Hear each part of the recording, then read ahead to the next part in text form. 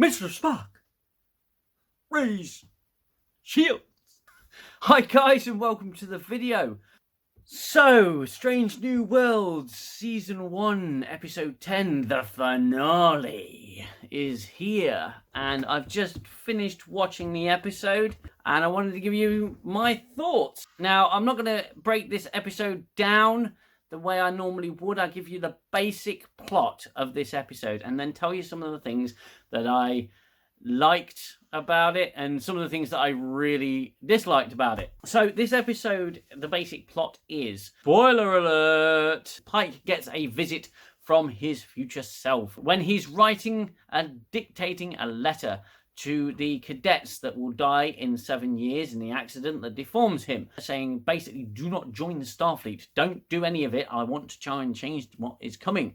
So future Pike visits previous Pike using the Klingon time crystals from Star Trek Discovery, you know, one of the most ridiculous new Trek plot devices, I suppose you could call them. You know, the mystical woo-woo time crystals. Pike's come back to the past. He's wearing the classic Star Trek movie uniform, which I thought was really cool, but it's obviously 25% different. As is most of this new Trek that we're seeing. It has to be down to licensing laws. I'll leave you to research that yourself. So we have 25% different Pike in 25% different uniform. His hair has gone down considerably. He doesn't look like Johnny Bravo anymore. He looks like a normal, regular Starfleet Admiral, Captain, whatever. He visits Pike, and then Pike visits 7 years in the future, 6 months after the accident that's going to cripple him. This episode, the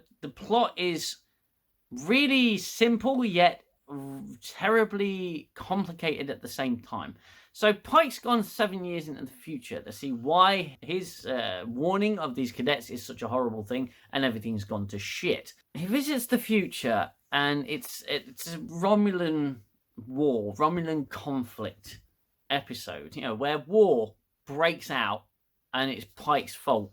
Spock actually takes Pike's place and is heavily deformed, and it happened. Well, Pike's fate befalls Spock, and it's Pike's realization that no matter what happens, if Pike doesn't have that accident and doesn't get horribly deformed, then the future of Starfleet, the future of the Federation, the future of the galaxy hangs in the balance. Obviously, we know Spock's importance, and the show knows Spock's importance. So in the end, it's Pike coming to terms with the fact that this has got to happen. This is my fate. It's got to happen. It's got to, you know. There's a few bits in this episode that did make me smile, and I did. There were a few great moments between Pike and Spock, for example. However, we do get to meet James T. Kirk, and all I was thinking, and that's why I did the intro that I did, is Jim Carrey. It's Jim Carrey playing James T. Kirk on Saturday Night Live. I mean, he was always, Jim Carrey was always doing impressions of Kirk. It was really bad impressions, but it was an exaggerated impression, kind of like the ones I do of Picard. And I know how much you do like to see Picard. And hear from your favourite geriatric admiral. Hello, I'm still here. But you've got Jim Carrey, and he always did he always did exaggerated Kirk. You know, there's a problem here. We just don't know what it is. You know, that sort of thing. And all I could see when I saw, you know, their depiction of Kirk was Jim Carrey playing James T. Kirk. The actor did a reasonable job. I don't think he quite captured the essence of Kirk. The entire episode I recommend you watch it to get the basic rundown. The episode is riddled with bad acting, bad writing, bad direction. And I mean, the visuals weren't too bad, but there were still moments where I thought, what the hell? What the hell are you doing? How much money did you spend on this episode? The bad acting. We've got this gentleman here. He's the father of one of the victims of the accident which deforms Pike. Okay, he doesn't know it yet. But this guy is quite literally extra on the Next Generation bad acting. You know what I mean? It is. There's a transmission, a distress call that he's emitting, and it's kind of like he's forgotten to say every other word. You know, There's some. Oh, it absolutely had me in stitches. It was a cringeworthy level of acting. It was janky as hell. It was like if you're putting a distress call out, and you're under attack, and the Enterprise is out there. Enterprise, please respond. We're under attack by Romulans. Our power levels are really low. We need your help. Can you help us? Becomes Enterprise under attack by Romulans. Please help. Can you help, Enterprise?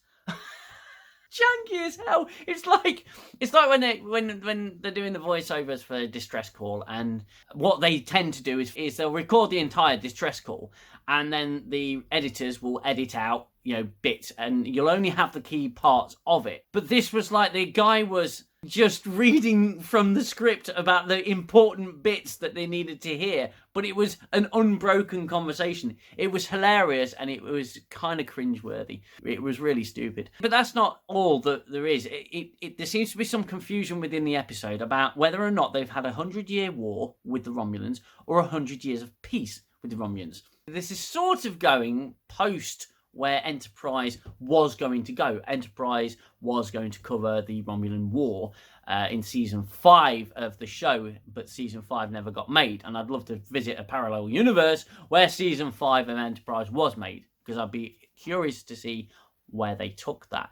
But Strange New Worlds, obviously post-Romulan War. The Romulans are looking to declare war again, but the show can't decide whether they've just had a 100-year war or 100 years of peace. Maybe it's like a Cold War, where it's not really a physical war. But the Romulans destroy the outpost that the Enterprise is visited at the beginning of the episode, so in the future they go back. The Romulans destroy it, destroy the outpost, destroy Kirk's ship. Kirk wasn't on it at the time. Bear in mind, this is a future that doesn't exist. It doesn't happen. They destroy the Farragut, Kirk and La'an's ship. There seems to be still some confusion of whether or not the Romulans have just declared war. It's like a formal declaration of war. We are now at war with you. Even though we've destroyed 4 of the neutral zone outposts and a Federation starship in an aggressive attack. I mean, there's a scene where Kirk suggests they follow a parallel course to the Romulan ship that's trying to get back to Romulan space. They've destroyed the outpost, completed their mission, they're heading home. The Romulans are cloaked, and the Romulans can't scan whilst they're cloaked. They can't see the Enterprise when they're attacking the outpost, so they just think, oh, we've just destroyed an outpost, and that's that. So Kirk recommends following a parallel course to them until they can figure out what to do. So Kirk and Pike devise a plan to try and intercept the Romulan ship, because they can't see it, they can't locate it because it's cloaked. So they formulate this plan because there's this comet with its tail, and once the Romulans go through the comet tail, the Enterprise and the Farragut will be able to pinch them and intercept them. They'll know where they are, and they can either, fire on them, destroy them, cripple them, whatever the situation requires. So their plan is to wait for a Romulan ship to go through the tail of a comet. How big is this comet? Because the Romulan ship can quite easily go around the comet, avoid the comet altogether, go under the comet. So what the fucking hell were the crew at the Enterprise? What the hell was James Carey thinking? What on earth was Pike thinking? They could just go around the damn thing. The Enterprise gets damaged, its weapons are offline. The Romulans have sustained heavy damage as well and are limping home. Pike manages to talk a ceasefire with the Romulan commander. It gives them a chance to fix their systems so they can slug it out afterwards. Spock is trying to fix the weapons array, even though he's a scientist, not an engineer. We have voiceover Scotty, who is just some guy with a really bad Scottish accent. Now, we all remember James Toohan, may he rest in peace. And his Scottish accent was a little exaggerated, but this voiceover Scotty his accent is really thick. It's just like, No, Mr. Spock, we cannot find the power. We don't have the power, sir. It's really, really heavy. And ultimately, the lesson that's taught to Pike is that if he doesn't suffer his own fate, Spock in every other timeline will suffer Pike's fate. And we see it happen to Spock. I mean, he has a leg missing and he has, severe burns to his face. And Chapel says, even if we can save him, there won't be anything left of him, or he won't be the same person. There's a few good moments between Spock and Pike in this episode, but the crew in the future, they don't look any older. It's 7 years have passed. You got Kyle, who's on the transporter, who still looks baby-faced, young, and still as awkward as he ever was. You got Ortegas, who looks exactly the same. Her haircut hasn't changed. Even though, and neither's Pike's, to be fair. No one has changed the hairstyle. No one has changed the way they look. Aside from La'an, who just let her hair down, both in her character and her physical appearance. The episode introduces James T. Kirk, but it's just James Tiberius Carey. The story was a mess, and I really genuinely think two things happened. They ran out of ideas, and then they wanted to close off the Pike with his Destiny story. In the future, Una's been arrested and has been spent the last 7 years in the penitentiary. So when Pike comes back to the present, using the magical time crystals, Una gets arrested at the end of the episode, and that's where the episode closes. Excuse you? Beg your pardon? Thank you? Everything's going off. Now, this episode was a bit of a mess. Okay, it was a shitty way to end the season. And it was a very poorly written episode. It feels rushed. The future that they set out was unimportant because it was showing them what could happen. But ultimately, we know it doesn't happen. It was a generally pointless episode. And I think it was, like I said, designed to close off Pike's storyline. For the most part, yeah, it was atrociously written, atrociously acted by the supporting actors, the guest actors, and mostly I found it just eye-rolling, a lot of it. As I've said previously, I did enjoy the conversations between Spock and Pike. The relationship seems to be developing, but Spock in the future is just hopelessly logical, and there's a hardness about his character, so I'm not sure whether that was intentional or not. Excuse me. So yeah, that's the episode. That's the end of Strange New Worlds. It was a very lackluster ending, a very lackluster closing episode for this first season. Now, this first season's been up and down. There's been some absolutely great episodes. There have been some episodes that showed a lot of promise. There's been some episodes that I think personally deserve to be flushed down the toilet forever. There's been some highs and some lows, and I think it's ended on a low. They tried too hard, they failed in this episode.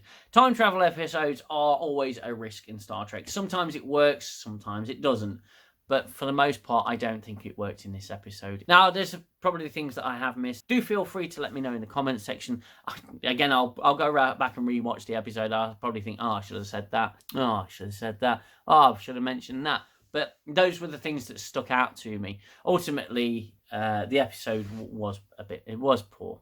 And I feel bad for the show because it, in my opinion, it's gone out on a little bit of a low note. That's it. That's my review. And I can't believe the series is done for now. The last thing I heard, season 2 has finished filming, so we will no doubt get something in the new year. Discovery will no doubt be back with its 5th season. I so look forward to doing the reviews to that. It's been nice to review Strange New Worlds because it has some really good episodes that I've really liked and some piss poor episodes where you've got to see me have a rant. Obviously, Star Trek is done on TV for a while now, so I shall have to find something else to review. I'll be going away next week, so there won't be a video next week anyway. Thank you so much for joining me. Thank you so much for watching, and thank you to everybody who has subscribed to this channel. In the last 6 months, this channel has gone from strength to strength, and I'm really having a lot of fun, and I'm so thankful for everybody's support, and I will see you in the next video. You look after yourselves, you look after one another, take care, and I'll see you soon. Bye-bye for now.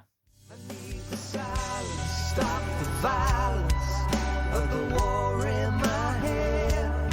Time's the healer, the eraser of all done and said. As I fall back to my shelter, I know I'll only find peace in your smile.